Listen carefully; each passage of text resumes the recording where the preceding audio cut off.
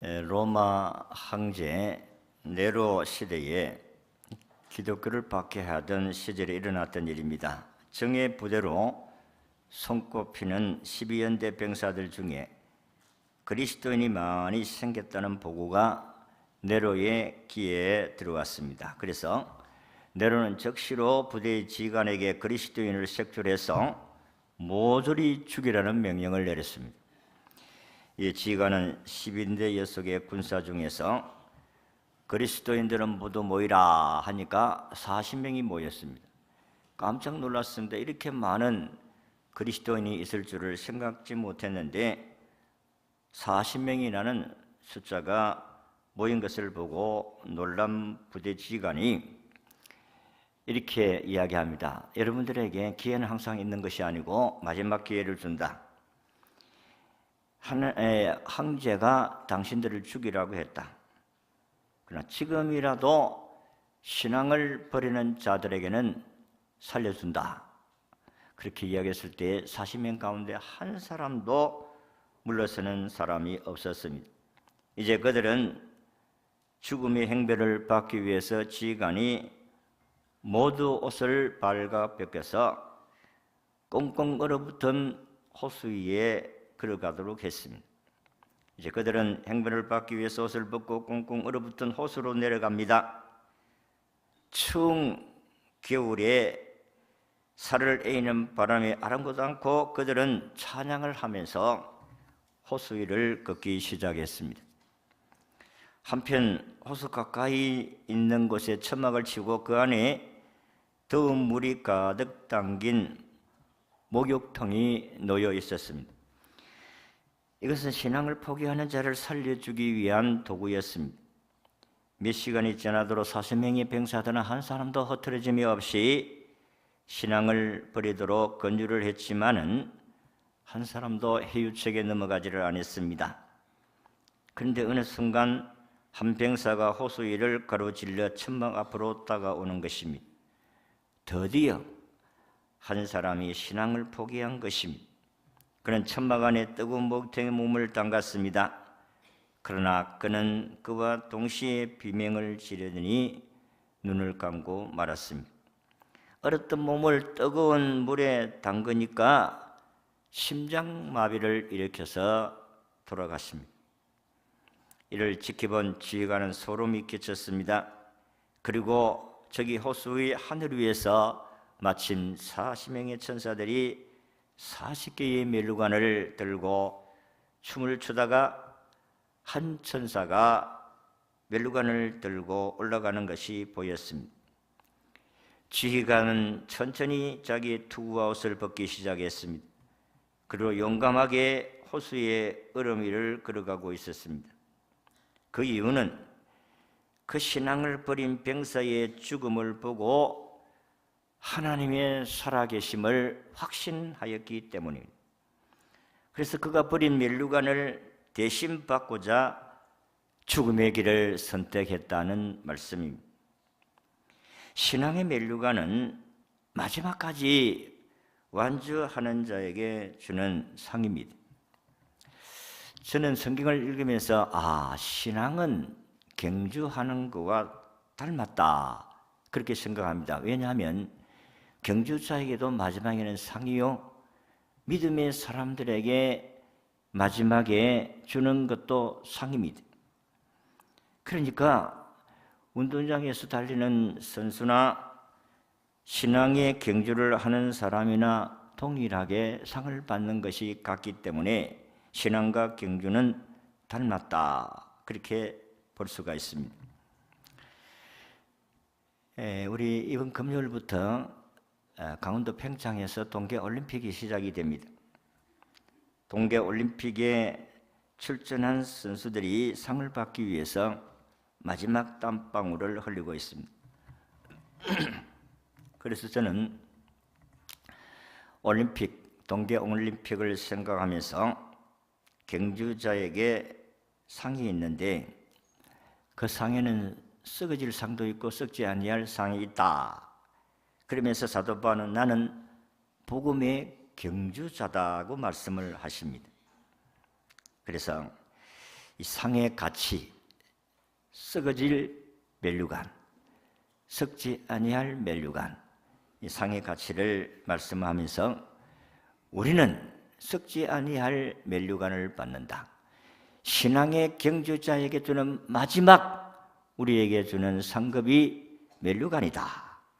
그렇게 말씀하면서 바울은 오늘 아침에 운동장에서 달리는 사람, 또 올림픽 경기에서 여러 종목의 경기를 하는 사람들이 받는 상을 신앙의 경주자에게 비유를 했습니다.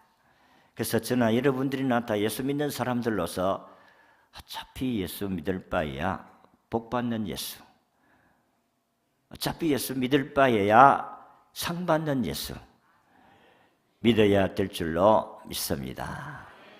자, 그래서 어떻게 하면 신앙의 경주에서 상을 받을 수 있을까 하는 부분을 말씀드리고자 합니다. 첫째는 한번 따라하겠습니다. 철저하게 훈련과 절제를 해야 됩니다. 오늘 25절의 말씀을 보면 이기기를 다투는 자마다 모든 일에 절제하노니 그들은 썩을 승리자의 간을 얻고자 하되 우리는 썩지 아니할 것을 얻고자 하노라 그랬습니다. 모든 운동선수들은 이기기를 다투기를 원합니다. 상을 받기를 원합니다. 그러려면 먹는 것을 절제해야 한다. 자기 몸무게를 유지하지 못하고 가체중이 되면 체급을 지키지 못하고 출전조차 하지 못합니다. 물론 체급별로 경기하는 경기에는 더더욱 그렇습니다. 체급별로 아니더라도 모든 선수들은 먹는 것에 조절하셔야 돼요. 헬라인들의 경기에서 가장 인기 있는 종목이 마라톤입니다. 마라톤 선수들은 술과 사랑을 끊고 심지어 신을 모독했느냐 모독하지 아니했느냐 하는 것도 살핀다고 합니다. 그들은 세상에서 받을 상은 썩어질 상입니다마는 신앙의 승리자에게 주는 상은 썩지 아니하는 면류관이라. 우리는 끝까지 신앙생활을 잘해서 썩지 아니하는 영원한 상을 받아야 될 줄로 믿습니다. 세상 사람들이 운동장에서 그 금메달, 은메달, 동메달 이게 몇 년이 지나면 색깔이 변해요. 금메달 하면 순금을 메달을 막 했어요. 몇 개 해놨는 것이 몇 년 지나면 색이 바랍니다. 마라톤 선수에게 주는 월계관도 나무입니다. 잎이 얼마 있지 않냐면 말라서 떨어지고 나무만 앙상하게 남고 썩어질 것입니다. 그런데 우리가 받을 상은 썩지 아니하고 영원한 면류관이다. 그러니까 우리가 신앙생활에 절제하는 것은 당연한 일이죠. 미국 미식축구에 존경받는 코치 톰 랜들이라는 선수가 있습니다. 감독이 있습니다. 이분은 운동선수와 훌륭한 선수와 위대한 선수의 차이를 이렇게 말씀합니다. 훌륭한 선수와 위대한 선수의 차이는 단 45cm로 판단된다. 이렇게 이야기했어요. 머리부터 가슴까지 45cm라는 것인데 랜더니는 자기 경험을 볼 때 훌륭한 선수는 특출한 자질을 가지고 있다는 것입니다. 여러분 다 운동선수가 될 수 있는 자질이 있는 것은 아닙니다. 훌륭한 선수는 태어나면서부터 이 몸에 그만한 자질을 가지고 태어난다는 것입니다. 그런데 위대한 선수는 열정을 가진 마음을 가진 선수가 바로 위대한 선수가 되어질 수가 있다. 이 선수는 자기 일생을 잔인하리만치 길고 고된 훈련과 연습에 집중적으로 운동을 연습을 하기 때문에 위대한 성과를 이루어낸다는 것입니다. 지금까지 선수들을 많이 발굴해서 코치로 지도를 하고 훌륭한 선수를 많이 배출했지만은 그냥 위대한 선수는 극소수다는 겁니다. 훌륭한 선수는 많지만은 위대한 선수는 많지 않다. 열정과 정력을 가진 사람이다. 우리나라의 동계올림픽에 스피드 스케이터의 금메달을 땄던 4년 전에 이상하 선수. 이상하는 4년 전에 금메달을 땄습니다마는 금년에도 또 평창의 올림픽에 참여합니다. 국가대표로 뽑혀서 천연선수촌에 들어가면 거의 개인 생활이었고 새벽부터 밤까지 훈련에 전심전력을 다한다고 합니다. 이상하 선수는 어려서부터 스케이트를 하면서 국가대표가 되어 훈련을 받을 때에 얼마나 힘들었는지 그만두고 싶을 때가 한두 번이 아니었다는 것입니다. 옛날에 바르셀로나 올림픽에서 마라톤 선수로 1등을 했던 황영조 선수도 연습이 얼마나 힘들었던지 차가 오면은 거기에 들어가서 받쳐 죽고 싶은 심정이 있었다. 그럼에도 불구하고 내가 금메달을 따야 되겠다는 열정, 그것이 바로 위대한 선수를 만들어낸다는 것입니다. 자기가 이런 유혹을 올 때마다 자기를 쳐서 복종시키고 기도하였다. 이상하 선수는 기독교인인 것 같아요. 그는 다른 젊은이들처럼 놀고 싶고 연애하고 싶고 그런 마음이 어찌 없었겠느냐.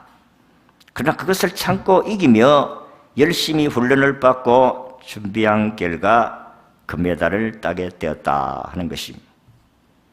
여러분, 훌륭한 크리스찬이 되는 것도 쉽지 않습니다. 그러나 위대한 크리스찬이 되는 것은 더더욱 힘들고 어려운 일이다. 그런데 위대한 성과를 이루어내는 사람은 훌륭한 크리스찬이기보다는 위대한 크리스찬이다. 그에게는 절제와 훈련의 열정과 전심전력을 다하는 자기 희생이 있기 때문이다 하는 것입니다. 그래서 바울은 디모데에게 디모데전서 4장 7절에서 8절의 말씀을 보면 망령되고 허탄한 신화를 버리고 경건에 이르도록 내 자신을 연단하라. 육체의 연단은 약간의 유익이 있으나 경건은 범사에 유익하니 금생과 내생에 약속이 있느니라. 경건 훈련, 경건 연습, 금생에도 이 땅에서도 하나님의 약속이 있고 우리 하늘나라에 가서도 하나님의 약속에 복이 있다. 아까도 처음 시작하면서 어차피 예수 믿을 바에야 복 받는 예수 믿자. 힘들고 어려워도 그 결과는 너무 행복하잖아요. 너무 기쁘지 않습니까? 저들이 금메달을 따고 그 상 받기 위해서 단상에 오를 때에 눈물을 흘리잖아요. 왜 눈물을 흘립니까? 지금까지 고생하고 그렇게 힘든 과정의 결과의 열매가 금메달이니까 생각하면 감격이 넘치고 기쁘다는 것입니다. 성도 여러분, 우리는 진실로 위대한 크리스천이 되기 위해서 훈련과 절제가 필요한 줄로 믿으시기를 바랍니다. 예수 믿는 사람이 먹고 싶은 거 먹고 놀고 싶은 건 다 놀고 하고 싶은 건 다 하고 그래가지고는 위대한 크리스찬이 될 수가 없다. 두 번째는 분명한 목표와 방향을 설정해야 된다. 26절입니다. 같이 있습니다. 시작. 그러므로 나는 다른 일 하기를 항방 없는 같이 아니하고 싸우기를 허공을 치는 것 같이 아니하며 라고 했습니다. 다름질하는 사람들이 목표와 방향을 분명히 정하고 경기에 임하듯이 여기에 방향과 목표를 정하고 허공을 치지 않는 이 권투 선수를 비해서 하신 말씀입니다. 사도 바울도 자신이 그리스도를 바라보고 목표와 방향을 분명히 정하고 신앙의 경주를 한다고 했습니다. 권투 선수들이 상대방과 싸울 때에 어디를 치면은 내가 저 사람을 KO시킬 수가 있겠다. 그래서 상대방을 연구를 많이 해 비디오를 켜놓고 그 선수가 이렇게 운동 경기하고 시합하는 관계를 보고 저 사람은 복부가 약하구나. 저 사람은 이 턱이 약하구나. 그래서 집중적으로 그를 공략합니다. 그냥 허공을 치지 않아요. 신앙의 경지도 마찬가지입니다. 분명한 목표가 있어야 돼요. 우리는 예수 그리스도가 우리의 삶의 목표인 줄로 믿습니다. 그리고 우리가 방향은 천국입니다. 결국은 우리가 가야 될 것이 천국이고 그곳에서 우리는 시상대에 올라가서 상을 받는 거예요.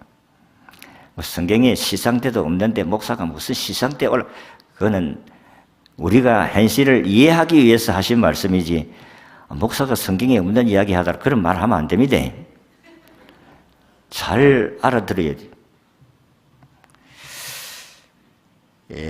우리의 싸움의 대상은 사탄이고 오늘 아침도 말씀한 사탄이고 악이고 이단이고 또 이 세상의 모든 이념주의, 공산주의고 무슬림이고 이 기독교의 철저한 원수들입니다. 뉴질랜드의 산악인이자 탐험가인 에드먼드 퍼시벌 힐러리 경이 1940년대 에베레스트산 정복에 나섰다가 실패하였습니다.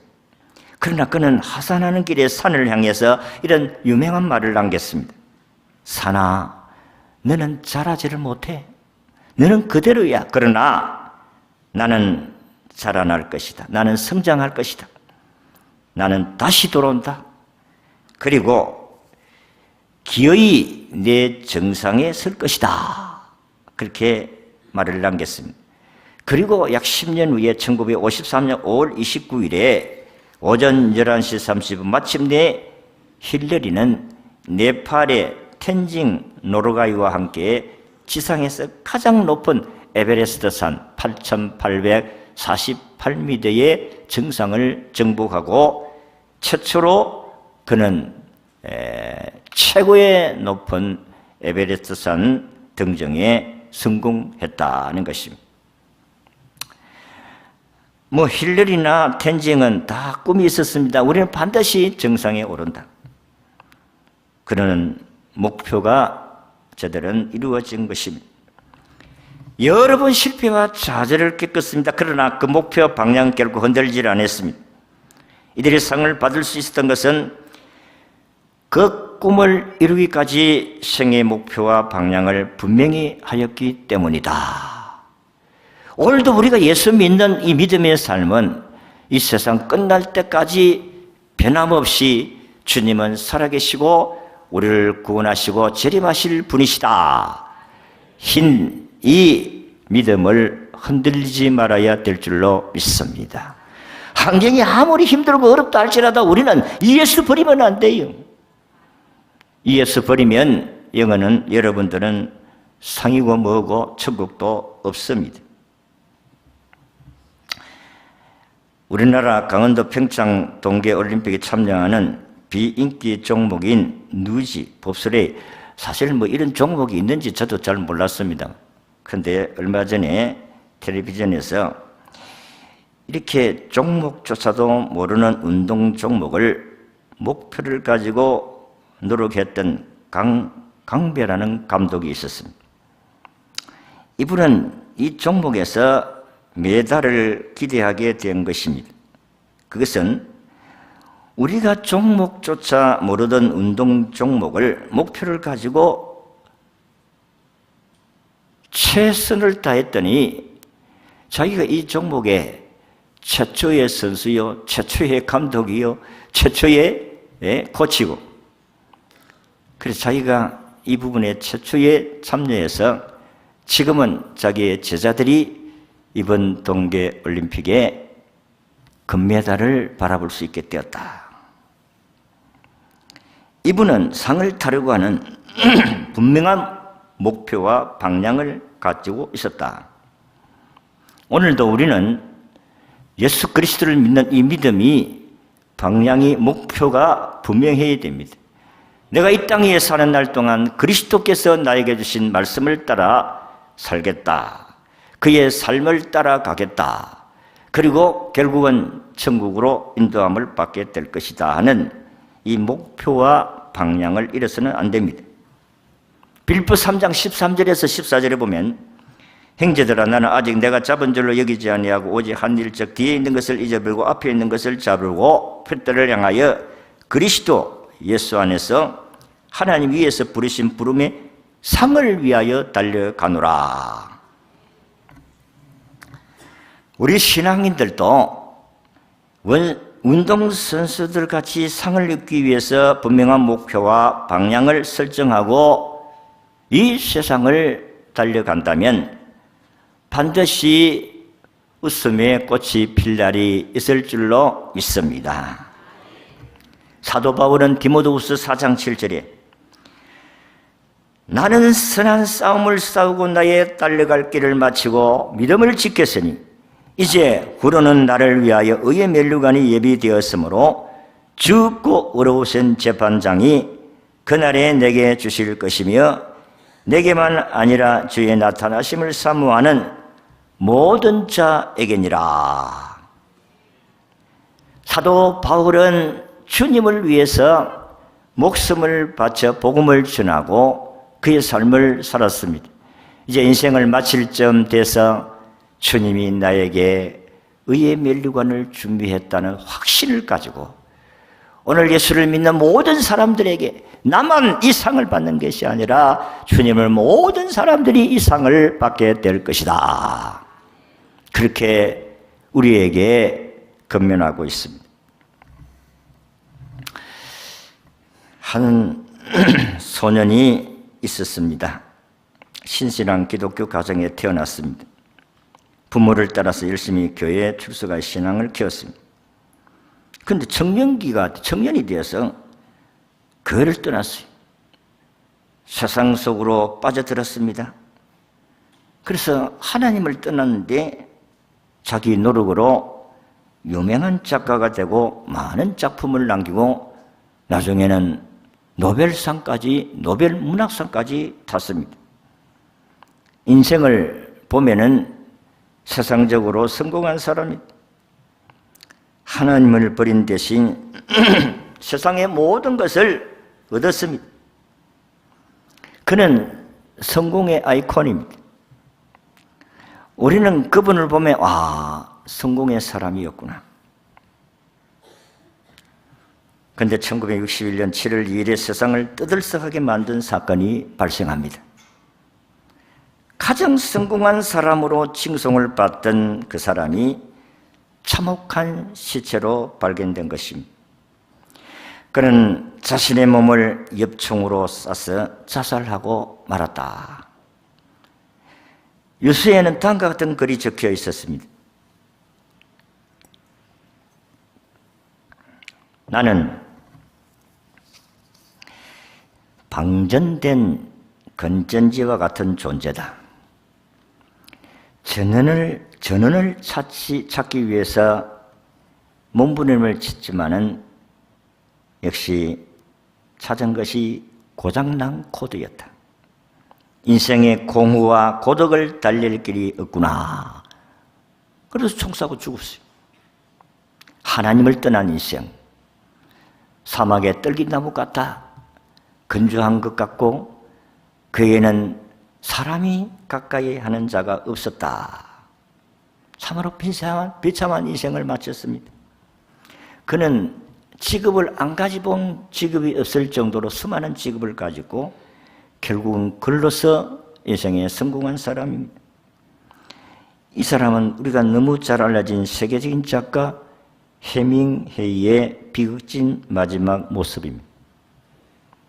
세상의 것을 좋아하던 그것으로 인해서 반드시 비극이 왔다는 것입니다.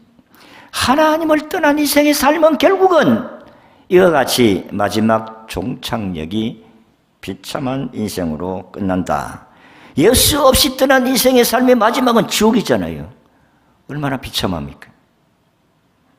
돈을 사랑하면 돈으로 실현을 당하고 술을 좋아하는 사람은 술로 시련을 겪습니다.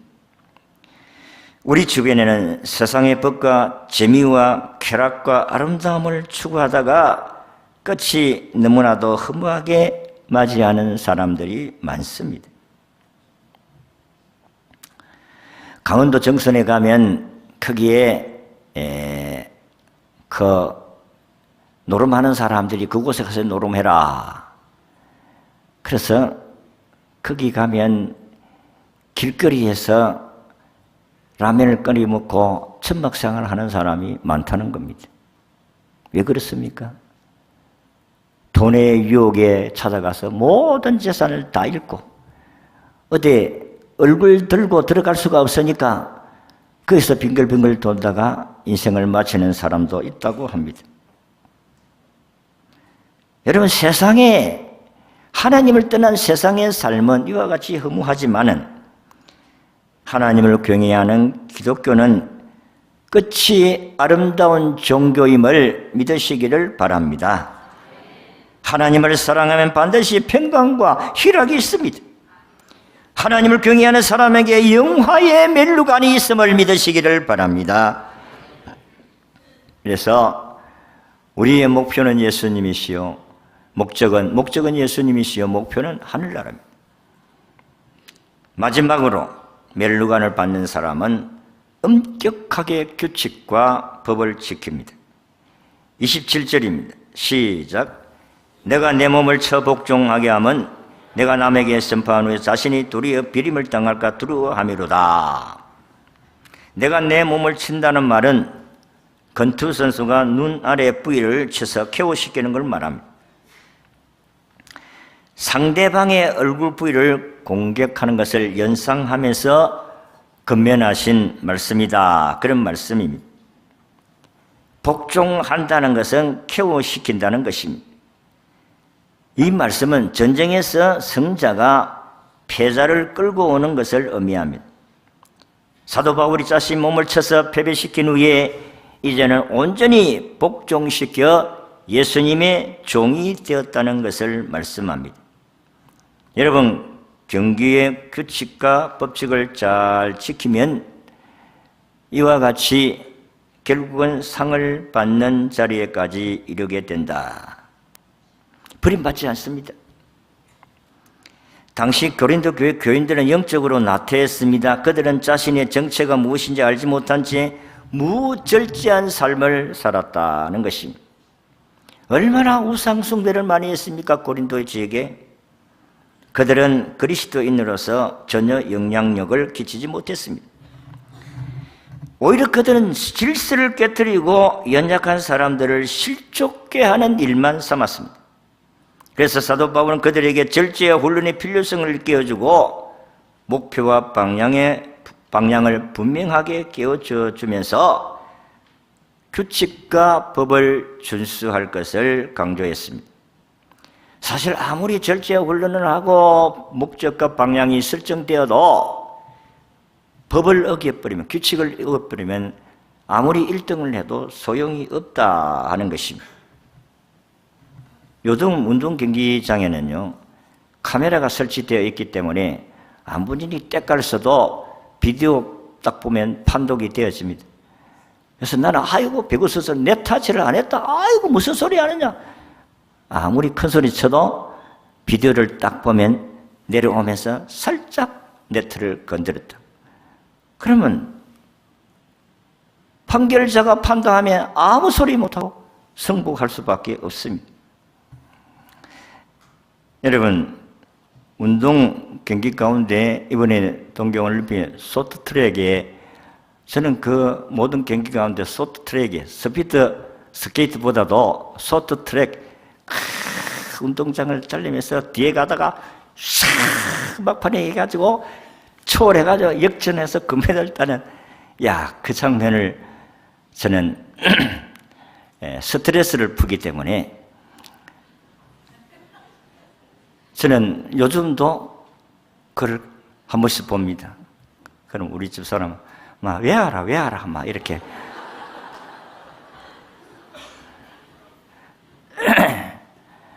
그런데 이 쇼트트랙의 경기에서는 뭐 손을 댔다든지 밀치다든지 뭐 접촉을 했다든지 그럼 1등 해도 박탈됩니다.